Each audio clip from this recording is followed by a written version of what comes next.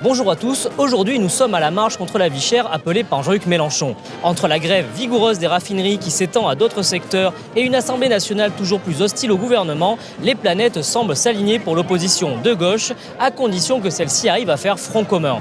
Alors la démonstration de force est-elle réussie? C'est ce que nous sommes allés voir.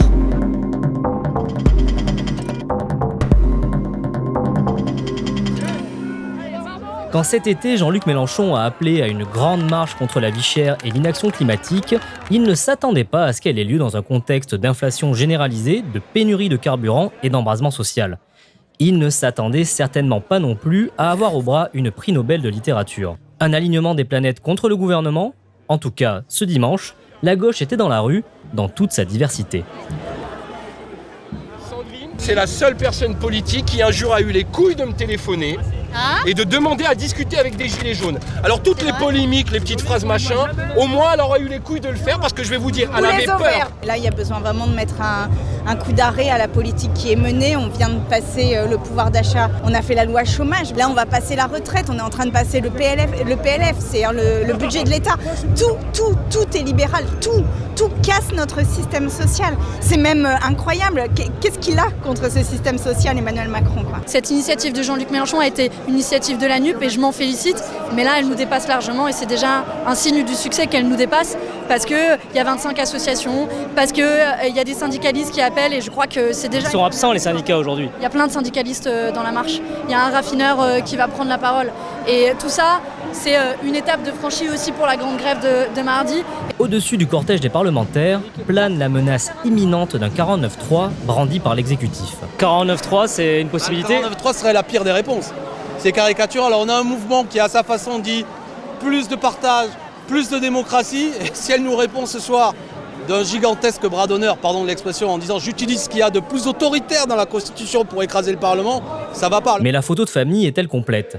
Presque. Manquait seulement un certain Fabien Roussel, resté dans sa circonscription, loin des yeux, près du cœur, comme on dit. Il est dans nos cœurs, donc vous voyez, c'est pas un problème, parce que même si physiquement son corps n'est pas là, son esprit est parmi nous et c'est le principal. Aujourd'hui, vous êtes la doublure de Fabien Roussel? Aujourd'hui, je suis un des représentants du Parti communiste parmi d'autres et j'en suis très heureux. Le fait que Fabien Roussel soit pas là, c'est le chef du Parti communiste, ça envoie pas un mauvais message? Fabien Roussel, il est mobilisé tous les jours pour l'augmentation des salaires. En ce moment, il est dans sa circonscription, qui est une circonscription difficile, où le Rassemblement national fait des scores importants. Et si tous les membres de la NUP se mobilisaient autant que lui pour faire reculer le Rassemblement national, je pense que le Rassemblement national serait plus bas. Alors, combien y avait-il de manifestants? Les organisateurs avancent le chiffre de 140 000 personnes, les autorités et le cabinet occurrence, 30 à 40 000. De ce que nous avons vu, ce n'était pas encore la foule des grands soirs, mais cette manifestation est une étape vers la grève générale et la constitution d'un nouveau front populaire. C'est le chef lui-même qui le dit. Ce qui se dessine avec ces deux dates et la troisième qui est le 18. Le 18 octobre, il y a appel à grève générale. Les gens, n'y manquez pas. Ne laissez pas votre devoir et votre place au combat à d'autres. Alors, vous aurez la conjonction de la mobilisation populaire, de la mobilisation syndicale et de la crise institutionnelle.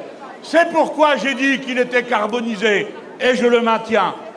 Avec ce que nous sommes en train de faire aujourd'hui, comme je l'ai dit, avec tant d'organisations qui y appellent syndicales et politiques, nous sommes en train de dessiner la construction d'un nouveau front populaire. La grève générale, ça ne se décrète pas. Il y a à un moment donné une étincelle, on ne sait pas d'où ça part, donc on peut la souhaiter, parce qu'effectivement une grève générale, c'est ce qui permet vraiment de faire canner le gouvernement. Donc moi, pour l'instant, j'en appelle à ce que tout le monde réfléchisse bien à ce qui se joue dans la période et au fait que dans l'histoire, à chaque fois qu'on a réussi à améliorer nos conditions de vie, à faire en sorte que le progrès humain ne soit pas un vain mot, c'est quand il y a eu des grandes mobilisations. Moi, j'ai en tête 36, j'ai en tête 68 aussi. Vous savez qu'en 68, on se souvient beaucoup des étudiants, mais en fait, il y a eu une grève et une mobilisation telle que les salaires avec l'accord de Grenelle, ont augmenté le SMIC de plus de 30%. C'est énorme. La grève générale comme nouvel horizon de la contestation à gauche, une perspective qui n'est pas pour déplaire à Philippe Poutou. Nous, on pense que justement, la grève générale, c'est notre 49.3 à nous. Voilà, on a un moyen, nous, de bloquer, on a un moyen d'agir réellement et d'avoir des forces pour bousculer le gouvernement et le pouvoir. C'est la grève générale. En marge de la manifestation, des vitrines sont brisées. Intervention des forces de l'ordre qui coupent le cortège en deux.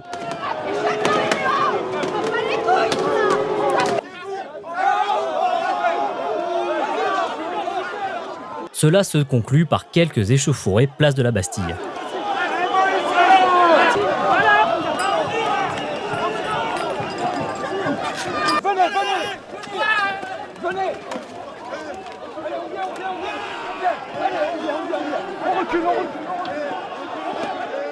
Globalement, dimanche, la police n'a pas joué la surenchère. Il faut dire que Didier Lallement a été remplacé à la préfecture de Paris. T'as vu, il y a même des antifas dans la police. Dans l'attente d'un 49.3 qui va entériner la loi chômage, la NUPES mise désormais sur le mouvement social et la rue pour remporter une bataille qu'elle ne peut gagner à l'Assemblée.